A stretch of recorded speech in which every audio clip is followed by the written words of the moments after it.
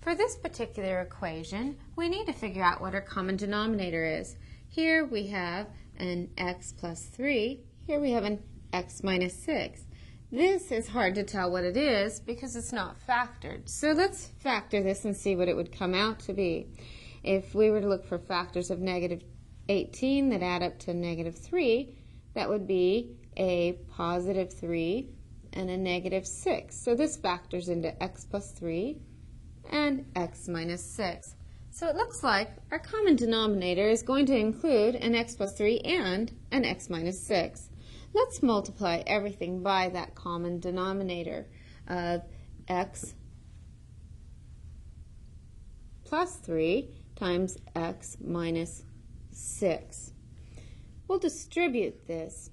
We have x plus 3 times x minus 6 times our first term here of 4 over x plus 3 plus, distribute to our next term, x plus 3 times x minus 6 times 5 over x minus 6 equals, and then distribute to the next term, which is x plus 3 times x minus 6 times the term of 4x plus 1 over, we'll leave this denominator in factored form, of x plus 3 times x minus 6.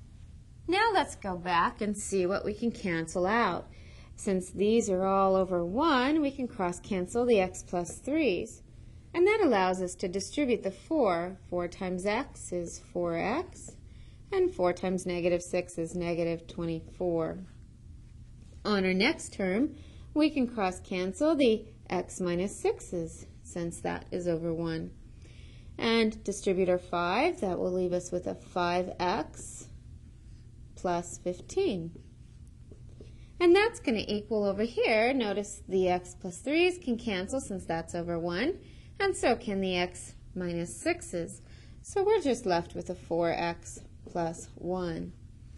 We can simplify this side. 4x and 5x is 9x, negative 24 and 15 will end up making a negative 9, and that equals 4x plus 1. If we now subtract 4x from here and 4x from there, 9x minus 4x is 5x, and since we subtract 4x there, that will be eliminated. And then here we can go ahead and add 9 to both sides. If we add 9 here, this negative 9 will be eliminated, and then we add 9 over here to get 10, and that equals our 5x. Then divide by 5, and x ends up being 2. Now remember, we need to check that solution and see if it's an extraneous solution, which means we need to see if this would make any of the denominators of the original problem 0.